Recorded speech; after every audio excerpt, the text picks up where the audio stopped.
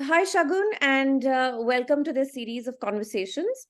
Now, this is a show where we get women achievers who we call women trailblazers to share the stories of their lives with us, to tell us about their challenges, ups and downs, successes, accomplishments, along with the high the lows as well. And the idea is to have listeners, women listeners, get inspired, motivated, and get out of whatever is holding them back from realizing their potential, because I feel that every woman's life is a story and which she can definitely share and should share with others, because others definitely learn from it. And eventually, I want to build a Absolutely. community of women who are there to support, empower, help each other. Yeah. So, welcome to the show. Yeah. Thank you, Sangeeta, and thank you for having me here. I'm actually really delighted to be here. And if my story can inspire others, then that would be the best part about this whole experience, I suppose. I'm sure it will. Like I said, every woman has something to tell, something to share, which is in common with others. And you can relate to it, and that helps in a big way. Okay. So, to get the ball rolling, just tell us a little bit about your early life, your childhood, and how, that part of your life influenced you and made you what you are today. So I'm a 4G kid. My father's actually was a paratrooper. He took premature retirement, but he's a decorated officer from the 71 War, a Veer Chakra. We Okay. lived our early years. My mother actually lived in Agra for 17 years because the peace station was always Agra. Okay. Whilst my father every 2 years would get posted to the field, whether in the northeast or Kashmir, my mother continued to live in Agra for 17 years. Mm-hmm. I went off, for the early years of my schooling between Delhi and Agra, which is where I did it. But in class four, after class four, I went off to a boarding school called Lawrence School, Lovedale in Ooty, Okay. Okay. which is where I spent the early years of my life, the most influential years of my life, I would say. And I think living in a boarding school teaches you independence, teaches you to cope with a lot of things that you probably wouldn't be able to cope with were you living with your parents all the time. So I think my years in Lovedale were, some of the best years that I spent in terms of school. My parents themselves, my mother being a very independent woman, has played a very, very large role in who I am today. My Okay. mother, with not any formal education in hoteliering, Mm-hmm. started as a small beautician. She did a beauty course in those years with Shahnaz Hussain, Oh, okay. and then went on to Mughal Sheraton. ITC Mughal Sheraton was the only five-star hotel in Agra at the time. Yeah, I'm And my aware. mother started her career there, and then went on to become general manager. First went into housekeeping. There was something known as PR at those in those years for hotels, and then eventually went on to become a general manager.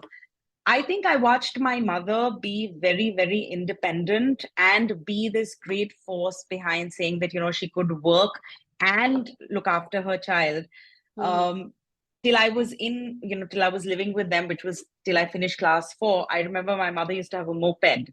and we used to live in the Cant, in the army cantonment area. And it was quite a distance away. And my mother every day would take her, moped and go to work in the afternoon, so that when I would come back from school, she would Mm. come back in the blistering heat Oh my to, God. drive all that way, which was probably about, I would say, a good 7, 8 kilometers. Come back and eat lunch with me, read to me, see what my homework was, and then drive all the way back to work, and then come back at 6 and be with me to do what she needed to do. So I think that watching her made me realize how important it was for women to be financially independent and also have a life of their own. Just whatever their calling is, whatever they want to do, whether small or big, it doesn't matter, but have a life that was their own, which they could say, I go to work, and that's important. I think I kept learning that from my mom. Mm. So I think she played a really large role. And the fact that my father was, the kind of man who said, yes, go out and, live your dream. if that's what you want to do. And at that time, I don't think there was any career line, but my mother was also very driven to learn. She kept wanting to learn. So even though she didn't have a formal education in any of this, right? When the management at ITC, they were short of housekeepers, and they told my mom that, you should take over this department. My mother learned, and she probably knew more than a lot of people who had studied hoteliering. Like today, also, my mother knows more than I do. I went to hotel school, but she knows, things that she taught herself. And I think for me, that became a really defining factor in who I am today, because I learn and see from her. I teach myself things. And I've taught myself this job. I've taught it to myself. Wow. I didn't get a formal education in it. I'm a hotelier by education. That's my family background. That's my education background. But I taught myself this, and I've learned everything that I know today on the job, working, and understanding how it happens. And I think that's the best sort of learning, because even in hotels, when, you learn and you get a journal and you write, this is the wine that goes with this food. But when you drop a drink on a guest's head, what is your reaction going to be? That only on the job training can teach you, right? So I think that's what I learned from my mom. I learned that from my mom. And those were really my early years. Hugely inspirational. That kind of very, very obviously has a critical role to play. So, yeah. So, yes, indeed. As a child, I'm sure you must have had some dreams, some aspirations about your future, about who you wanted to be when you grew up. So could you share some? No. No? Okay. No, actually, I've never been I've been a bit of a daydreamer. I'd say that for a long time. I wanted to be a Bollywood star. I think that was who I wanted to That's be. a dream. Yeah, well, I used to love acting. Actually, I was head of the theater society in college as well. I used to do a lot of acting and drama and all of that. But I clearly didn't fit the Bollywood picture, because, neither I had the height nor the, whatever Bollywood needs. I don't think I fit that bill. But I loved acting. And I remember I would like swirl around my house with a chunni on my hair and short boy cut. But I would pretend that I was running around trees or something in my house, and my house in the Cant every time I was back. So yeah, I was pretty, other than that, I can't see that I had any. I never, even today, if you ask me, do I have any dreams? No. I just take each day as it comes. I think I've always just been the person to live in this moment. Today is important. Right now, what I'm doing with you is important. What happens in the next minute, I have no control over. So today is important. I don't have a dream. That's a fair point. Of course, today is in your control. The future, in any case, it isn't. All right. So tell us a little bit about the kind of work that you do. What exactly do you do, and how did you come to be doing it? So I came to be doing it really by chance. Like I said, I used to work for ITC Hotels. When I left, when I finished college, I joined ITC Hotels. I got picked up as a management trainee with them. And then I went on to do sales and marketing. And I understood hotels really well, because my mother was with hotels. My step-grandfather was MD ITC Hotels. So I had a fair amount of influence as far as hotels was concerned. And it seemed to be the direction that I took. In 2008, I had my child quite young. I got married young, and I had my son young. And for the first 2 years when I was in Bombay, I was actually, first 1.5 years, I'd say, I was still able to hold on to my job. I loved it. I loved hoteliering. There were many things about that job that I still miss today. Mostly like dressing up like you are. I used to wear a sari every day for 9 years. I wore a sari, and it was really like dress up day every day. And it was really nice to be able to do that. But in 2008, after my son was about 1.5 years old, my husband, got to, change jobs and needed to move to Delhi. And though we are from Delhi, but we were in Bombay, working in Bombay. That's where I had my son. I had to ask for the transfer. When I asked for the transfer here, unfortunately, things just didn't work. And hoteliering is a hard job. And my boss in Bombay was actually a really liberal, forward-thinking person. He would always say that I don't really care where you work from. You work from home, you work from the office. This is your target, you got to achieve it. But not everybody thinks like him. And for my boss, who I, had to report into here in Delhi, was like, you have to come to office 2 times a day. Office was in Vasant Vihar. We lived in Gurgaon.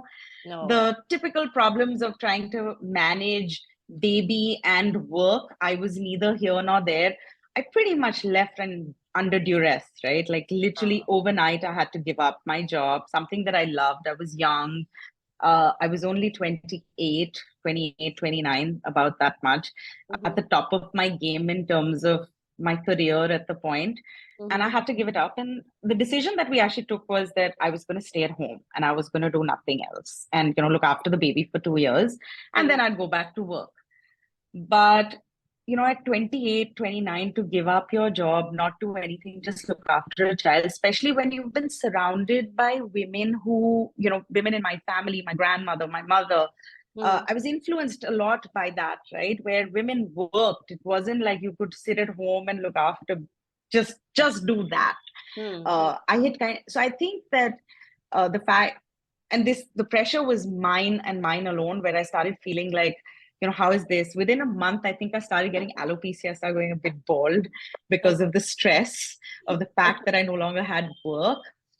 My father took premature retirement, and he was running this company. The parent company is called AM Services 24/7.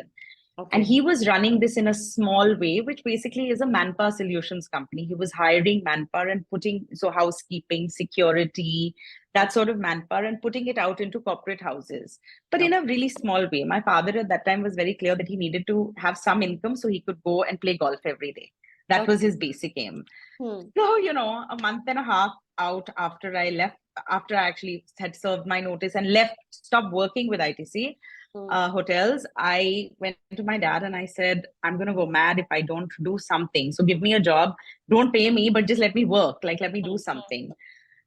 So I joined him, and I joined him in the endeavor to really, because my background was sales, I was like, I want to expand this company. So let's try and get bigger names on board and all of that. And which we did. We got some ITC hotels itself who we started doing manpower with. And because I came from hotels, I kind of understood a lot about, marble polishing, floor polishing. It was my background. So I knew it. So I was able to add those services on. And then we expanded on to work with corporates like Balarpur Industries, JLL. I kind of signed all these contracts. But it was very boring for me. Honestly, it was just nothing, right? Like, what do you do? Take manpower, put it on your payroll, do a little bit of training, but they are sitting at another site or whatever you want to call it in an office. And the office is dictating terms. There was nothing exciting for me in that sense. So I think in my head, I was like, what do I do? What do I do? What do I do? This is not working. So in 2012, I came up with homework, which I have OCD of some extent of keeping my home clean and all of that. Terrible OCD. And obviously with the child, it just got worse, right? When you have a kid, you just feel like everything must be that much cleaner. And Gurgaon was still bursting as a city, I think, in those years in 2012. So I came up with homework. I think I just visited my aunt in the US and I'd probably paying attention. I've been going back and forth there for a long time, but didn't pay attention to these things. And that's the first time I saw somebody come to clean the house. And I realized that they did a really exceptional job. And I was like, and because I was running my own home here, I was like, there is a need here where we do have staff, we do have domestic staff at home, but they are not very well trained. So I said, perhaps if we offered to people a service that could do deep cleaning and marble polishing for these expensive homes. So I started homework as a deep cleaning and marble polishing service in 2012. At that time, there was no Urban Clap. Nobody was there. It was just, there was one other, I think, small firm that existed, which also I'm not sure. But pretty much and it was, friends used it. Friends told people. Gurgaon Moms happened to me at that point in time. It's a social media page, which I think you're aware of. It was also just starting out. Within about a year and a half, I remember telling my assistant at the time, and I said, listen, can you put a database together to see how many homes we have done so far in terms of cleaning? And I didn't really have a structure to it. To be honest, I was just going on, pretty ad hoc. And then when we put the numbers down, we had done 2,500 homes Wow. at different Wow. levels. Okay. Yeah. Wow. Yeah, all word of mouth. And I didn't really know Facebook marketing. Instagram did not exist. Yeah. So Yeah. it was pretty much people telling people. In fact, when Urban Clap and House Joy and all these people came, they all came and sat in my office to understand how cleaning services actually work. Okay. And Okay. I was so confused when they came to me. I was like, I don't know what you guys do. I know what I do, but I don't know what you guys are doing, right? Because technology and me, and I'm a little bit far away from all of those. So that's how I started homework as a cleaning service. Okay. Then in 2016, some of our clients who were using us said, this is great that, and all the manpower was on our payroll. The whole idea, I've always felt that blue collar workforce is a very neglected workforce in our country, right? They Mm. don't have any structure. They work ad hoc. Dihadi pe aa jate hain, stuff like that, Yeah. right? And Yeah. people Yeah. don't treat them very well, so they don't feel a sense of belonging. And therefore, it's a hit and miss. You could have a person who comes to your home and works really well. You could have a person who could work really crappily. I It's not totally like agree. they don't know how to do the work, but they don't have a sense of belonging. Yes. So I think when we started homework, it was also about saying, I want to put the manpower on my payroll. I want to train them. I Yeah. want them to feel that they belong to a place. So just like if I were working for ITC, I belong to ITC, I work there, I get a salary. I was like, I'm going to do the same thing for them. So, Mm. if we're having, they will get a bonus, they will, get employee of the month. All of that should happen as well. So I put them on payroll. And I think that's what led us to grow even on the word of mouth front, where people were saying that your manpower is absolutely, they're so diligent. Mm. Women would call and say that we feel safe in front of them. We don't feel like some random person is there in our house cleaning the house. Mm. So I Mm. was like, great, that was what we wanted to achieve. So I remember that the first call came, I think, from Magnolia's, if I'm not wrong, where she said, will you make me a bookshelf? I said, but Okay. I don't have anything, I don't have any background, I don't know. And I don't have any of that manpower. Like, I mean, I'm a cleaning service. And they were like, you should get other people to come in and clean, do other stuff, Okay. maintenance stuff. Like, you should do electrical, you should do plumbing, you should do carpentry. Around that time, my brother got his home from Unitech. Unitech had gone bust, and gave, fully furnished home came to him as one, four walls. And Hmm. I have always had, and which I think I picked up from my mom, I've really enjoyed doing interiors. I've always liked the idea of keeping a nice home. All of that was something that I kept doing, but I was doing it as a hobby, my thing. Somebody would ask me. I wouldn't. So my brother said to me, my cousin brother, he said, why don't you do this house? I'll buy you your first machine. So Wow. he bought Okay. the first carpentry machine. And that's where we started renovating homes. So in 2016, I renovated his house first and Okay. then went on to renovate client homes, again, putting everybody on payroll. The whole aim was payroll. I still wanted to train every mason. So I first taught myself. My dad was still working with me very actively in those years. And Mm-hmm. he's being a Fauji, very regimented in Yeah. his way So. of operation. He would train the men saying, we are going to war. This is war. We have Okay. All to right. win the war. Yeah, Okay. everything was about it's war. You have to finish a project in so many months. Think of it as a war zone. You have to get it done, and that's the way it's going to work. So Okay. he had a different sort of influence on these men, because they were like, here's a Fauji admi who's sitting there and saying, Yeah. ऐसे करेंगे और आप यहाँ पे belong करते हैं, and you must feel a sense of ownership. So there's this whole, like, every Monday, my father for those years, in the first 4 years, would have a meeting every Monday morning, Okay. motivating the men to say, you can do it, you can do it. Wow. And we were both also teaching ourselves, how does a tile get laid? What's the best way to lay a tile? And my father has great patience, like my mom, to teach himself. He Okay. would sit on YouTube for hours, read books for hours on how construction happens. Okay. Um, and so basically, that's where we went on to renovate homes, put people on payroll. And in the background, I kept giving design suggestions to people, but not really, I wasn't formally designing. I wasn't saying, oh, I'm a designer. I Hmm. was just saying I'm a renovation firm with my own people, and we bring efficiency, honesty, and a hassle free experience on the table.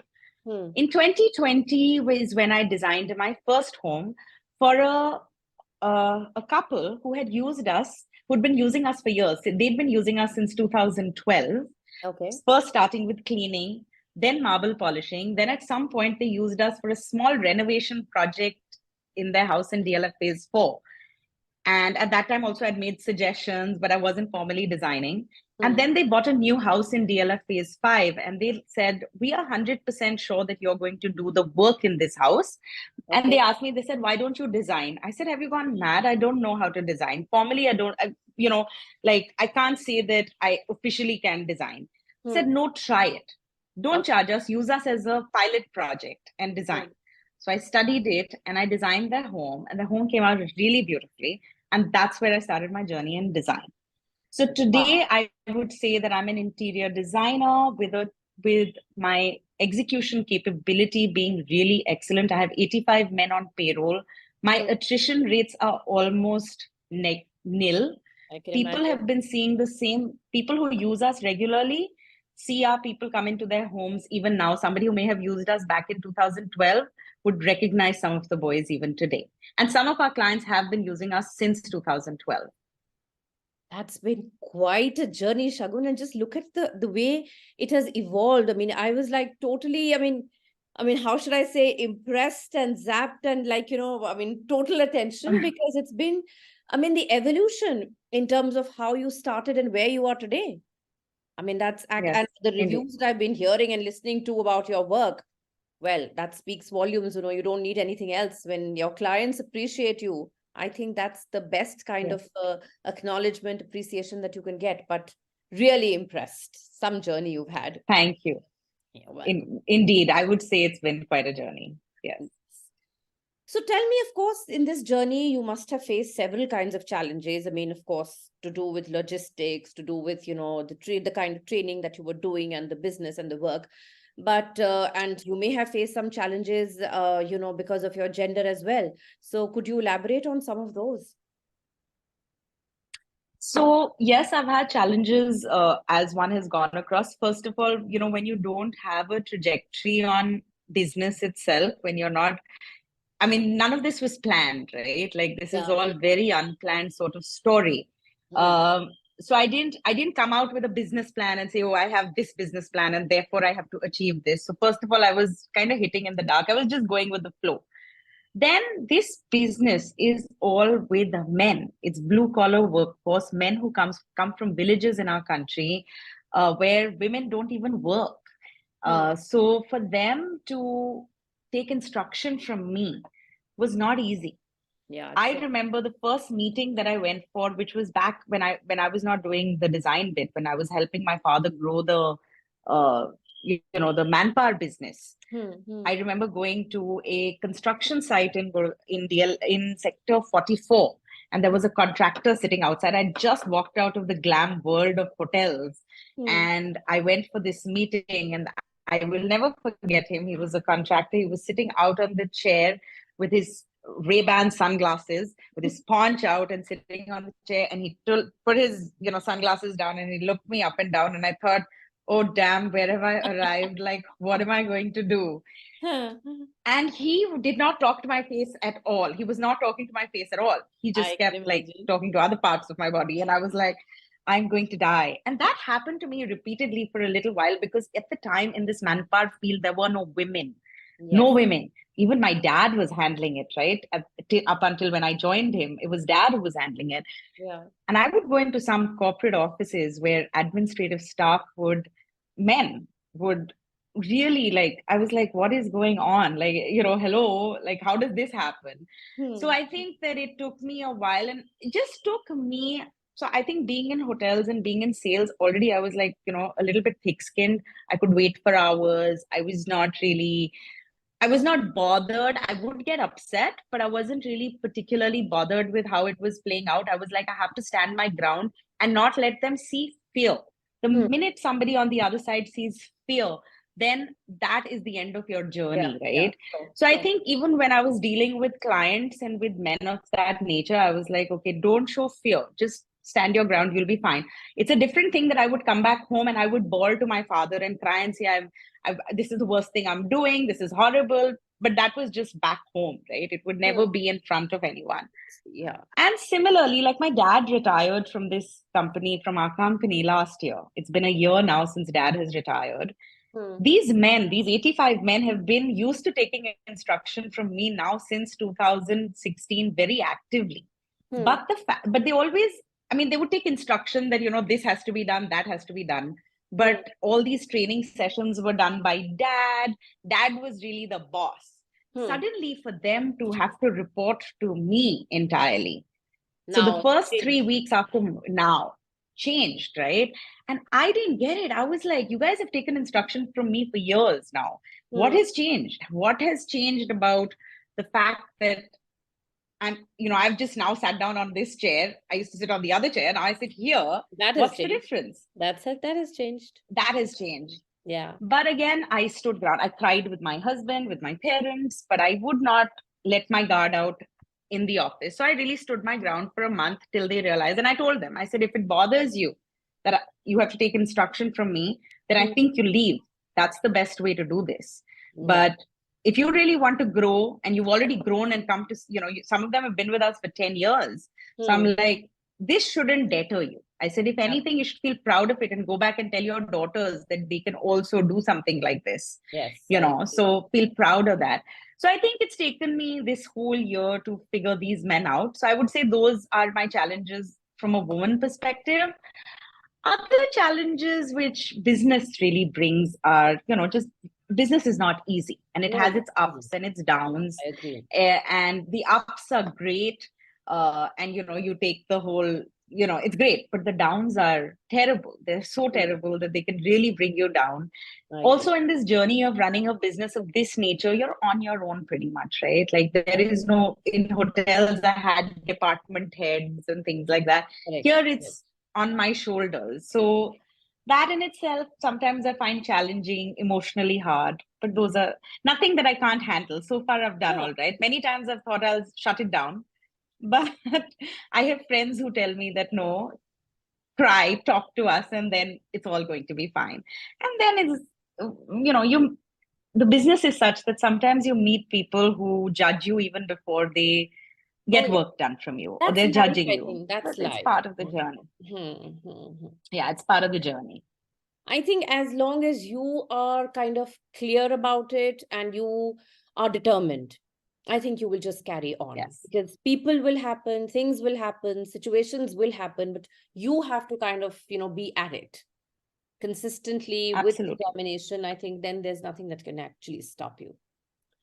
So tell me something, if you meet a young girl who wants to be like you. Yeah. Run a firm like this or a business like this, would there be any tips that you would like to share with her? I think what I will tell the younger generation, which I keep telling my son as well all the time, because he's 17 now.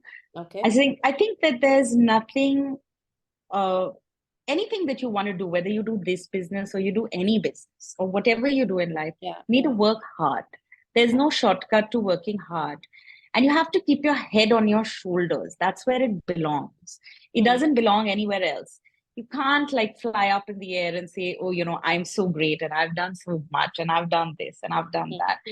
I think that with whatever you decide to do in your life, as long as you remember that hard work is the answer for everything, and an ability to never give up. My school motto was never give up. And I think that I have really upheld that in my own life. And I've, really used that in my own life very, very effectively. I don't think I have any other tips and tricks for them other than saying that, if you love what you do, then do it. Do it because you love it. And do it because you think it's a hobby that you enjoy as well. Because you need to love work to not look at it as work. You have to come to work every day saying, this is a new day. So I think that's what I would say to them. It should not be a chore. It should be actually something that you enjoy. So first of all, I think it's important to discover what you love and then do it come what may. Be consistent, hard work. Absolutely. Yes. And you will only do that if you love what you do. Okay, so Absolutely. Shagun, you may love what you do, but still there are days when one is down and out. So how do you pull yourself out of those downs when you are feeling like that? Oh, some days I mean, sometimes when I'm really down and out, I just don't step out. I don't go out. I just cancel everything for the day. Hmm. And, I spend that day with myself, Okay. reflecting on what's really bothering me. And is it really the end of the world? And then I reach out to my core group, those being my parents, Okay. my husband. I Hmm. also now reach out to my son to hear his perspective on what he thinks about things. Young minds have different ways of thinking. Hmm. And I Absolutely. think that, and uh, I just spend time with myself, just doing something that I like doing. Maybe going and sitting in the parlor for hours on end on a day like that, and just Okay. just simmering and saying, okay, let's reflect. How could I have reacted in that situation differently? Or what can I do? And then I pick up the strings, and I call one or two of my friends who know my behavior a lot. And so they will Mhm. always tell me, no, no, you're not quitting. We know you're not quitting. You're good at what you do. So, Hmm. that helps. And they are like my dose of uh positivity. So Okay. I've got some positive people in my life who pull me up from the ditch Mm. and tell We me all I'm need not so those. bad. We all need those. And of Y- course, so Yes, much gratitude for the fact that we have such kind of friends. They're so, so critical. absolutely. Mm. Absolutely. They make the world a better place, and a Yes. family that kind of like helps you pull yourself out, right? Oh, yes. My parents are really, really positive people. I think that, they all my father is always looking at the glass half full than rather than half empty. He's always looking at the positive side of things. My Mm. mother is always encouraging me to see things differently, to stop. And sometimes I may not like their advice, and most children don't like their parents' They advice don't. on the face of Yeah. it. But when Mhm. I think about it later, I always use it. There's never been a time that I haven't used it. I will always take their advice and I will put it back on the table, and I will always use it. And I think they are really, and they never sugarcoat me, right? Like they never sugarcoat it for me. My parents have never sugarcoated anything. If I've done something wrong, my parents are the first ones to tell me I've done something wrong. And my husband's pretty much like that as well. So if I Okay. do something wrong, they Hmm. kind of like tell me that this is on you. So they also help me reflect like that. So again, life has a way of teaching us many lessons. Some, of course, come sugar coated, some we easily accept, and others are hard ones. So, any of such lessons that you have learned, which you would like to share with us? I have learned some hard lessons especially with the work that I do, Mm-hmm. because I deal with people on so many levels. Yeah. We've made our mistakes, and I'm human. I've made mistakes, and some lessons have been lessons where you think that, oh my God, I took this project because, it was good money. But Mm. sometimes money isn't everything. Your peace Yeah. of mind is a lot more important than anything else. And especially when you're doing something that you enjoy doing, it's Yeah. not somebody that forced you to say, I have to do this job because, life says that I must do a job. Um, so I think for me in that sense, there have been some tough lessons. I don't think I want to like get into what those lessons Oh, were, that's but there have been lessons where, you have learned, and I've actually been able to get my processes better because of those lessons. Had I not learned those lessons, had I not done those projects, I would mm. have never learned. So you have to learn from, everything teaches you. Good Yeah. customers teach you, bad customers teach you, hard customers teach you. Sometimes a client can be really hard on you, but the Mm. lesson that you're learning from them is an invaluable one. Like I remember last year I was doing a project and I was in shambles. I was just like, I'm going to die. But when I finished the project, and we finished relatively happily, I would say, at the Mm. end of it, all's well that ends well. But and during the process, I, I was hating the person. I can't tell you. I was just like, I was so upset. I would come back home and I would cry and I would be really like stressed out. When the project got over and things got over, and then I reflected back on it and I was like, had that client not come into my life, I would not have learned some very valuable lessons that she taught me. And Mm. I would not have ever changed my processes. She Mm. helped me to do those, and she taught me some things that I will never forget. And I am actually today grateful for her. I'm grateful for that project. Mm-hmm. And I would, if given a chance like that, and I tell my team that, I said, we must go after the hard people, the hard ones. The hard ones are good to go after because they teach you the lessons that nobody else will teach you. I So it's fine. completely agree with It's that. part of the journey. Yeah, I Yeah. agree with that. Okay. So Shagun, as a successful woman who's followed her passion, who's done and who's doing what she likes to do, loves to do, are there any tips that you would like to share with the young girls today who are on the threshold of, any career? I mean, threshold of their personal lives, professional lives, anything that you would like to tell them as a piece of advice? Like I said, do like follow your heart, work hard. Hmm. And I think that if you did all of those things, just enjoy being in this moment, that moment that you're in. Yeah. Do the right things. Don't worry about the challenges have to come, the failures have to come. Yeah. You have to fail to know that you will get better. Learn to face up to a situation and take it head on Mm-hmm. instead of running away from it. Don't give up. Okay. Challenges are going to be there, and Mm. work hard. And any career when is possible. Your personal life also is a negotiation, right? At the end of the day, I always say that life is a negotiation. Whether you're with your child, you're negotiating, whether with your husband, you're negotiating. You're Mm-hmm. always in a negotiation.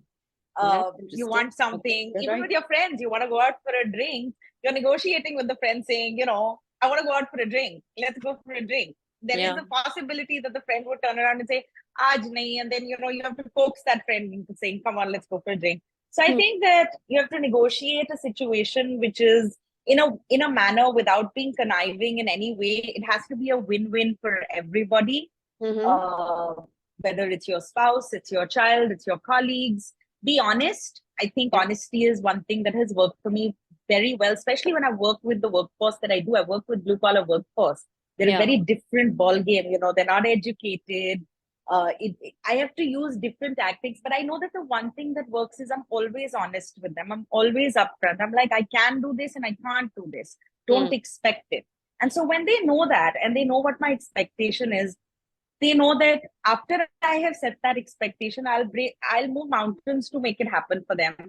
So I Wow. know that they will work so hard. Like one of my recent projects, the one that I just finished very recently, I've never finished a project in 45 days. Never. Oh. I don't even know how I'll ever do it again. And it was a large house, where I was doing absolutely everything. 45 days is not a joke to It is. turn design and renovation around.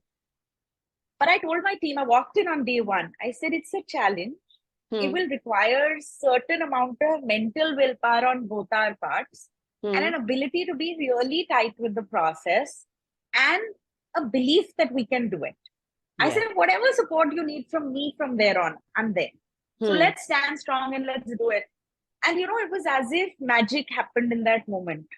Of these Yeah. men just went out there and we finished this project in 45 days. Wow. A week before we were to finish the project and the client came to the house, I almost felt like I'm going to run. I need to run. This is not going to happen, right? Like there's no way I'm going to meet the deadline.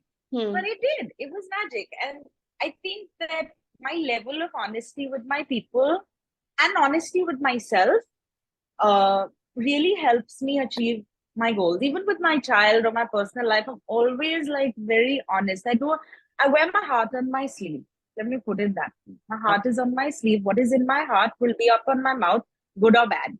Hmm. But I think that has helped me in all my relationships, whether it's my working relationships, whether it's my personal relationships, all of them.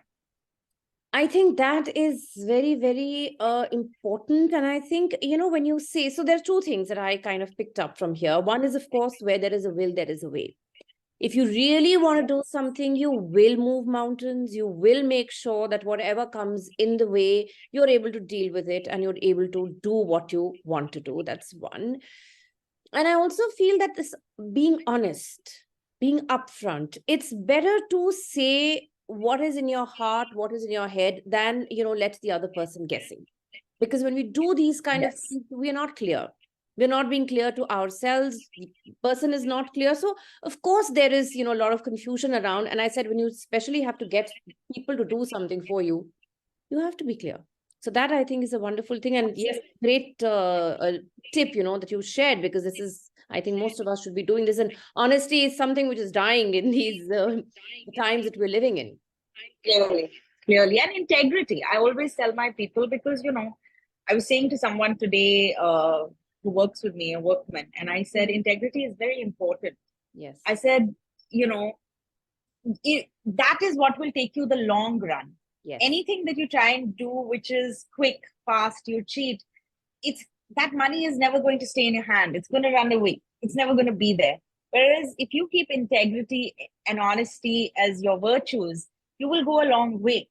True. And so I think they understand that. And I think that those are things that I really practice. See, at the bottom line, these things, it's not about education or anything. I think most of us understand that this is how you will build your credibility, honesty and integrity. These are what are going to hold you in good stead. Okay.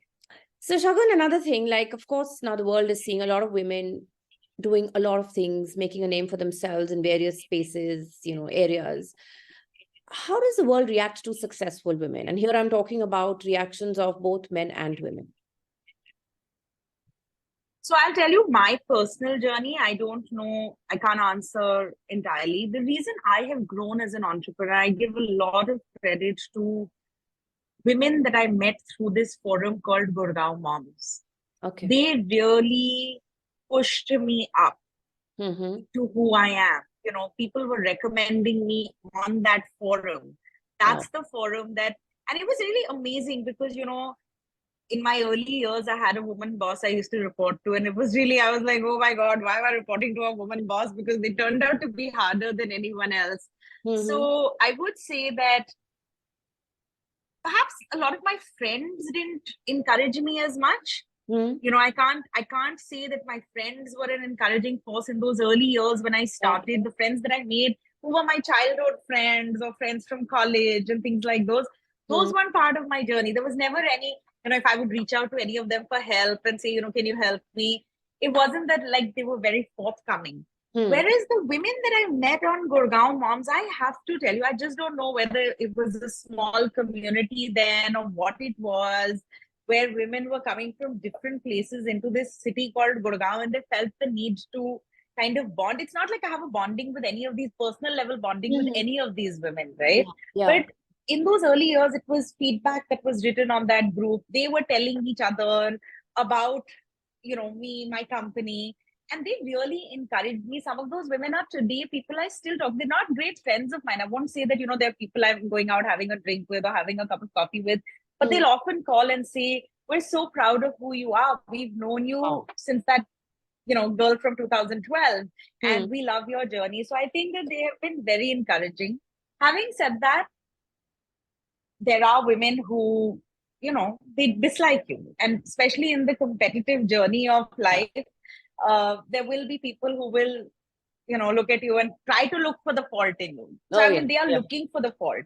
Yes. And that's life. There are people who are out there to say what is wrong. If you're only looking for wrong, you will only find wrong. Yes. If you're looking for positivity, you'll find positivity. So I think that largely I would say that I've had very positive experiences. And like I said before, if I didn't have the negative experiences in my life, I wouldn't appreciate the positivity at all.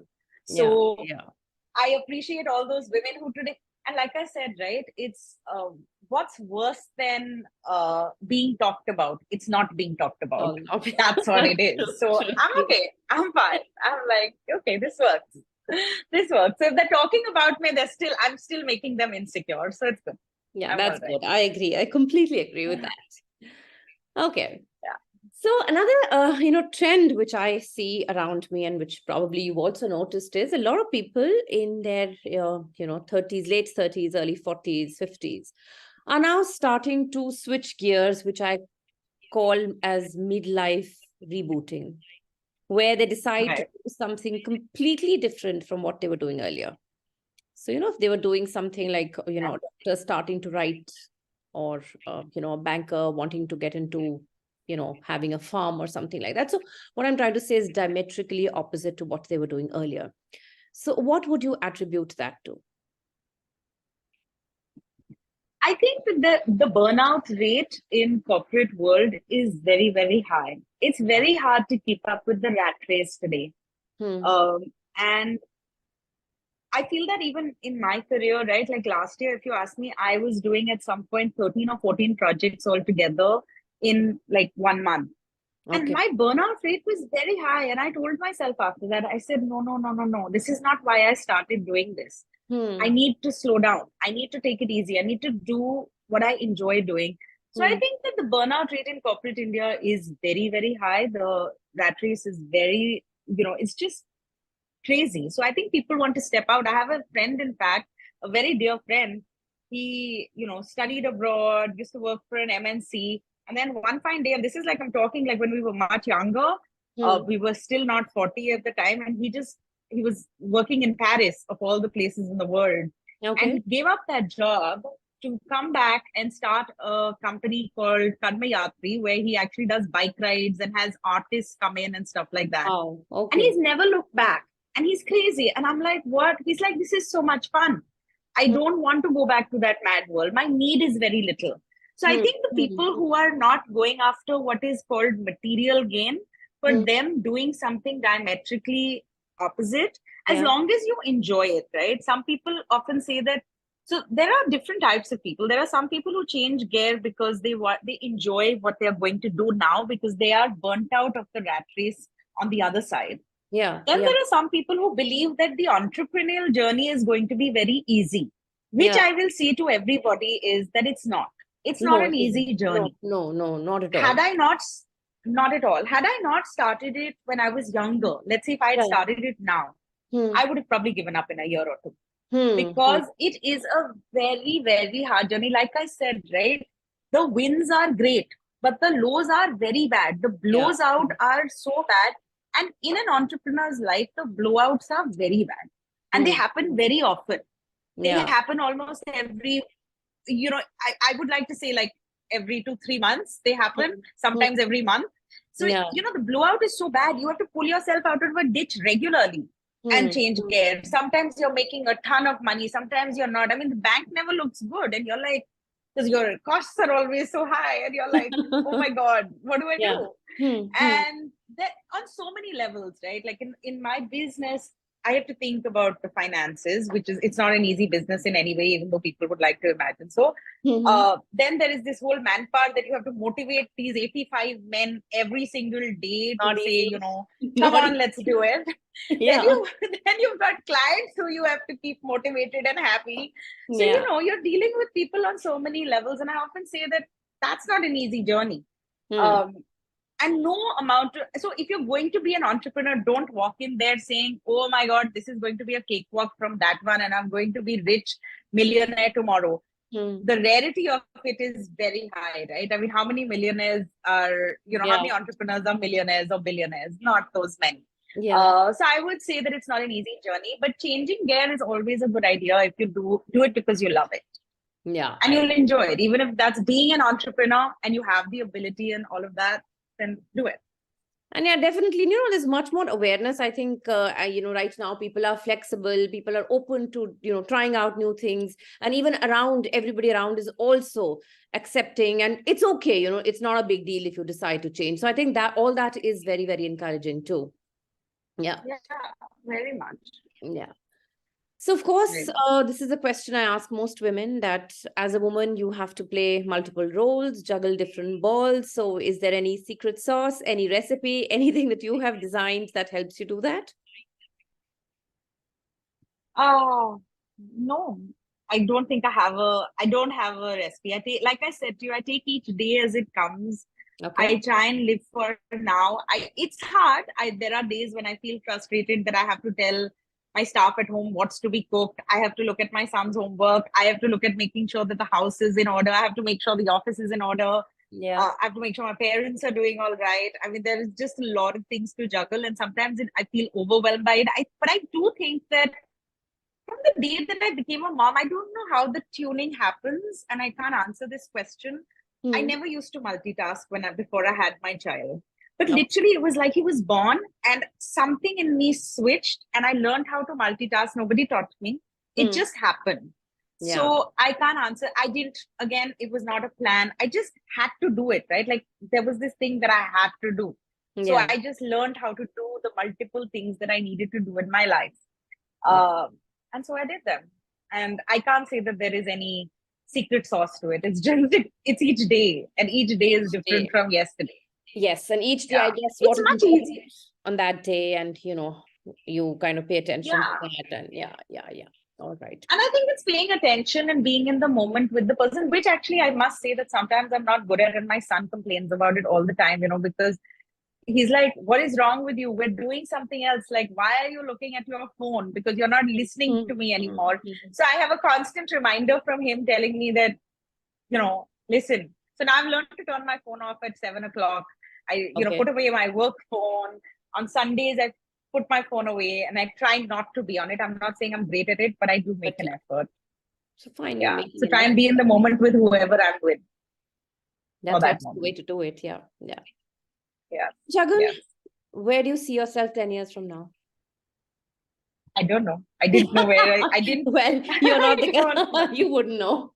So no, I'm not nothing that that kind of person. Okay, so it is like when those 10 years happen, we will know what we're doing, right? See, I think that the one thing that I will tell you about me as a person, I'm a bit of a people pleaser. I like people to be happy. Okay. I'd say that. Like people that I work with, I like them to be happy. I feel like that for me is the most important. So when I build homes today, I want to go out of there where people call me and say, like in the last few homes that I've built, people have called and said, we're having FOMO. We're not seeing you. We're not talking to Oh. you. We want to see you. Huh. For me, that is Okay. love.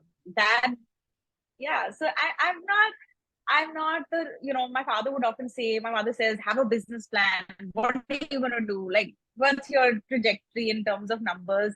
I said, I don't care. Yeah. I just want to enjoy it today. I want to enjoy this project today. And I honestly, 10 years ago, I didn't know I was going to be here. Yeah. 10 years from now, or even tomorrow morning, I don't know where I will be. Yeah. I'm just for today. I was built for today, I think. So I don't have that That's answer. actually a great way. No. There's, you would have all kinds of dreams and aspirations, but like what did COVID do to us? It showed us that all your Exactly. dreams, everything, could just be brought to a standstill by something that you had never even imagined could exist. So yeah, that's also another way of Absolutely. looking at life. So my final question, can a woman have it all? If she wants to, yes, absolutely. And she should. And why should she not? I think men, women, everybody should have it all. If they have the will to have it all, you have to have the will and to know how much you want to have. What are you going after? Like, I know that I'm not going after, like, yes, I want to make money. I'm not going to sound like, oh my God, I don't want to make money. But I'm not going to say that that's the end all and be all of it, right? Like, whilst I'm making money, I want to laugh, I want to smile, I want to be happy. I want to enjoy the journey. And the journey is the most important part of anything that you do. The journey is what really counts. Yes. And along the way, if you make some money, it's great. And yes, a woman should have it all. And she should have a career. I often tell women that even if it's not for, just to be able to buy that lipstick on your own without asking somebody else. Yes. Have it all. Have a career. I think being independent is not just about finances. It's about teaching you life lessons of just, getting up, getting ready, going to work, just looking nice to go, get up and go to an office instead of hopping around the house and stuff. And I'm not saying that it's bad if you decide to be a homemaker. That's not a bad journey either.